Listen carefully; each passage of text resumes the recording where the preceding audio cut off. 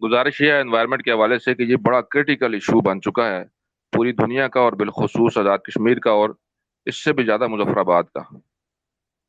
ایک تو ڈیزاسٹر وہ ہوتا ہے جو کہ لوگوں کے ہاتھوں انجام پائے۔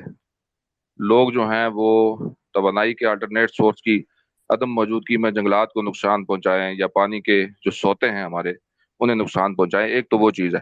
لیکن جہاں پر حکومت خود ڈیزاسٹر کریٹ کر رہی ہو تو یہ سب سے زیادہ افسوسناک پہلو ہوتا ہے۔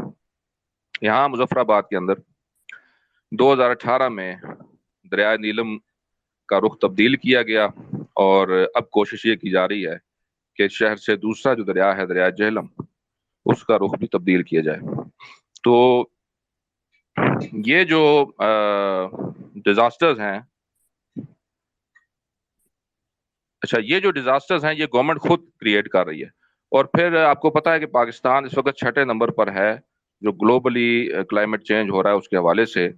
تو یہاں پر شمالی علاقوں کے اندر انوائرمنٹ کو تبدیل کرنے کا مطلب ہی یہی ہے کہ پورے پاکستان کا انوائرمنٹ کے حوالے سے ستیہ ناش کر دیا جائے۔ آپ دیکھیں کہ اس وقت سندھ میں جو گراؤنڈ ٹیبل جو گراؤنڈ واٹر ہے اس کا جو ٹیبل ہے وہ تقریباً 60 فٹ نیچے چلا گیا ہے پانی۔ ابھی جو وہاں پہ بورنگ کروائی جا رہی ہے وہ 60 فٹ مزید نیچے چلی گئی ہے۔ اس کی بہت بڑی ریزن یہ ہے کہ ہمارے جو شمالی علاقے ہیں یہاں پر پانی کے سوتوں کے ساتھ کھلواڑ کیا جا رہا ہے۔ یہاں جو دریائے نیلم کا رخ تبدیل کیا گیا اس کے میٹیگیٹنگ میئرز جو سجیسٹ کیے گئے، حالانکہ یہ ایک بہت بڑا فراڈ ہوا ہے ہمارے ساتھ، اس کے باوجود مظفر آباد کے لوگوں نے اس پروجیکٹ پر رجسٹ نہیں کیا کیونکہ پورے پاکستان کے اندر توانائی کی ضرورت تھی۔ لیکن جو میٹیگیٹنگ میئرز اس کے سجیسٹ کیے گئے انوائرمنٹ کو دیکھتے ہوئے، ان میٹیگیٹنگ میئرز پہ بھی عمل درآمد نہیں کیا گیا، ابھی تک نہیں کیا گیا۔ اس کی وجہ سے یہاں پر دریا بچاؤ کیمپین سٹارٹ ہوئی، اور پھر لوگ یہاں پر ہائی کورٹ میں ہم لوگ گئے، اور ابھی بھی سپریم کورٹ میں ہمارا کیس موجود ہے۔ ہائی کورٹ میں ہمارے حق میں فیصلہ ہو چکا ہے۔ جو این او سی یہاں پر انوائرمنٹل پروٹیکشن ایجنسی نے دیا تھا اس پروجیکٹ بنانے والوں کو، وابٹا کی جو اتھارٹیز ہیں ان کو، اس این او سی پر بھی عمل درآمد نہیں کیا گیا، حالانکہ جو ہمارا انوائرمنٹل پروٹیکشن ایکٹ 2000 ہے اس کی مسلسل خلاف ورزی کی جا رہی ہے۔ جو نیلم جیلم ہائیڈرو پاور کمپنی ہے، وابٹا ہے، یہ جو لا آف دی لینڈ ہے اس کی مسلسل خلاف ورزی کر رہے ہیں، اور یہ ہائی کورٹ نے اس بات کو ایڈمٹ کیا ہے۔ اس کے علاوہ عمران خان صاحب نے، جو سابقہ حکومت تھی، اس نے شمائل کمیشن ترتیب دیا تھا اس کے حوالے سے، اور انہوں نے بڑی اچھی رپورٹ دی تھی۔ انہوں نے یہ سجیسٹ کیا تھا کہ یہ چونکہ یہ جو دریائے نیلم ہے اس پہ سروے درست نہیں ہوا، سروے بلکہ انہوں نے لکھا تھا ہوا ہی نہیں ہے اس کا سروے دوبارہ کروایا جائے۔ آپ نیگلیجنس کی صورتحال ملاحظہ فرمائیں کہ اتنا بڑا پروجیکٹ لگ رہا ہے اس کا سروے ہی پراپر نہیں ہوا، وہ انہوں نے سجیسٹ کیا، اور بڑی اس کے اندر سبکی ہوئی وابڈا کے اہلکاروں کو بھی اور باقی لوگوں کو بھی اس رپورٹ کے اندر۔ لیکن اس رپورٹ پر بھی گورنمنٹ آف پاکستان نے عمل درآمد نہیں کیا۔ آپ ان کا یہ صورتحال دیکھیں کہ انوائرمنٹ کی طرف ان لوگوں کا جو دھیان ہے، جو توجہ ہے، وہ کتنی ہے، بالکل نہ ہونے کے برابر ہے۔ تو ہمارے جو منتخب ایم ایل ایز ہوتے ہیں یہاں سے، جو وزراء ہوتے ہیں، ان کے لیے انوائرمنٹ کوئی سبجیکٹ ہی نہیں ہے۔ وہ جب یہاں سے دائیں بائیں دیکھتے ہیں تو انہیں 2-4 درخت نظر آ جاتے ہیں، وہ اسی کے ایریل ویو لے لیتے ہیں، اور مثلا مظفر آباد کی بات آپ کریں تو یہاں ہمارا ایریل ویو ایک لے لیتے ہیں اور پوری دنیا کو بھیج دیتے ہیں کہ بڑی گرینری ہے جی، دیکھیں ہر طرف سبزہ ہی سبزہ نظر آ رہا ہے۔ حالانکہ صورتحال یہ ہے کہ آزادی جب ہم نے حاصل کی اس وقت یہاں اس علاقے کے اندر 44% رقبے پر جنگلات تھے جو اب بالکل سکڑ چکے ہیں۔ میں یہ پانی کے حوالے سے بات کر رہا ہوں۔ پانی کی صورتحال ہمارے یہاں یہ ہے، چونکہ جو دریائے نیلم ہے اس کے اوپر میں رہنا چاہ رہا ہوں، دریائے نیلم کی جو یہ سبجیکٹ ہے اس کے اوپر، اس کی وجہ یہ ہے کہ دریائے نیلم سے مظفر آباد کے جو شہری ہیں وہ 1,20,00,000 گیلن پانی روزانہ لیتے ہیں، استعمال کرتے ہیں، پینے کا پانی استعمال کرتے ہیں۔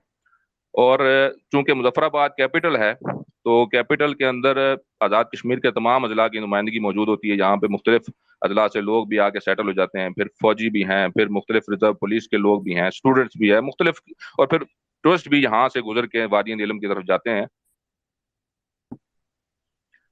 ہیلتھ کے پوائنٹ آف ویو سے آپ اندازہ لگائیں اس پانی کے اندر 16 جگہ سے سیوریج جا رہی ہے۔ مظفر آباد سٹی کی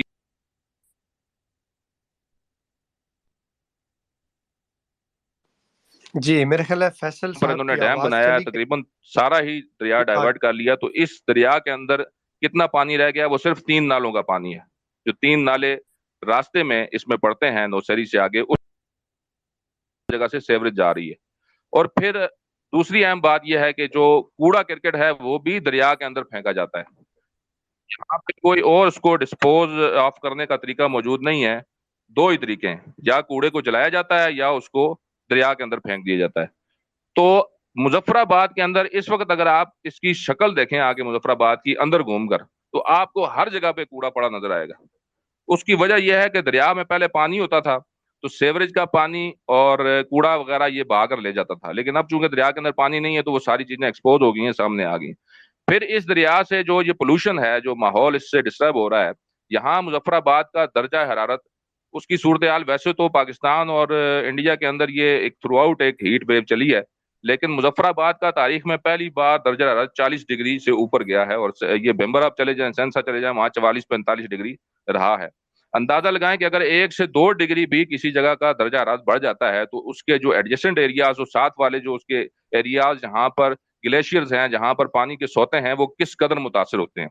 तो ग्लेशियर जो मेल्ट हो रहे हैं, उसकी एक बुनियादी वजह भी यही है कि जो छेड़छाड़ की जाती है जंगलात के साथ, और ये जो पानी के रिजर्वायर्स हैं इनके दरियाओं के साथ, चश्मों के साथ, तो उसका जो अल्टीमेटली नुकसान है वो ग्लेशियर्स को भी पहुंचता है और ये मेल्ट होना शुरू हो जाते हैं। ये तो एक बैन अवी जो रिपोर्ट्स हैं हमारे पास मौजूद हैं, जो ग्लेशियर्स हमारे पिघल रहे हैं बड़ी तेजी से, उसके अंदर।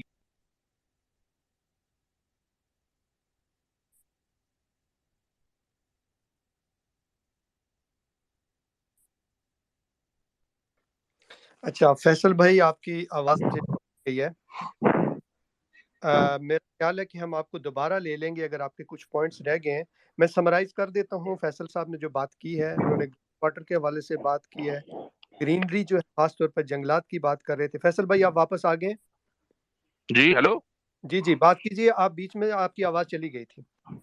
अच्छा, मैं ये गुजारिश कर रहा था कि एक तो ये डिजास्टर जिसकी मैं बात कर रहा था, दरिया नीलम का जो रुख तब्दील किया गया, और फिर उसके अंदर जो सेवरेज सारा जा रहा है शहर का 16 जगह से, सेवरेज ट्रीटमेंट प्लांट यहाँ पर इंस्टॉल नहीं किया गया, जो कि एनओसी के अंदर मौजूद थी चीज के सेवरेज ट्रीटमेंट प्लांट लगाया जाएगा इन सारी जगहों को क्लब करने के बाद।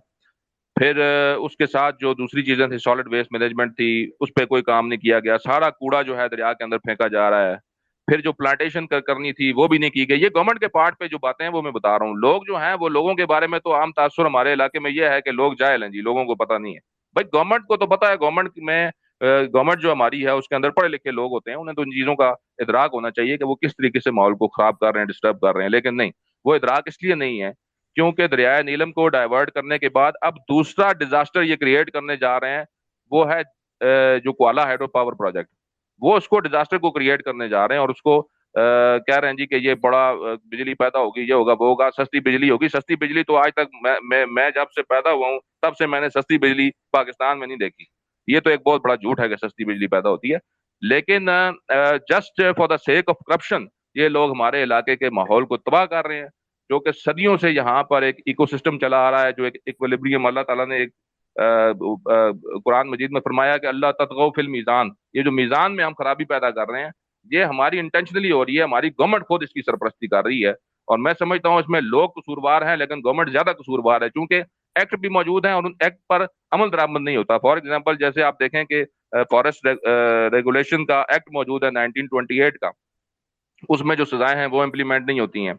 हमारा जो इन्वायरमेंटल प्रोटेक्शन एजेंसी 2000 एक्ट है, उसमें मजिस्ट्रेट है, उसके अंदर एनवायरमेंटल ट्रिब्यूनल है, वो हमने कभी नहीं देखा, कभी कोई हमने नहीं देखा किसी को एनवायरमेंट खराब करने की पादाश में कुछ सजा सुनाई गई हो। फिर वाइल्ड लाइफ जो हमारी मुतासर हो रही है, उसके प्रोटेक्शन का एक्ट मौजूद है 1975 या 76 का गालबन, और उसके अंदर जो सीपीसी 1898 उसके मुताबिक सजाएं दी जाती हैं, वो उस पर कोई अमल दरामद नहीं होता। यानी कवानीन मौजूद है, अमल दरामद नहीं होता।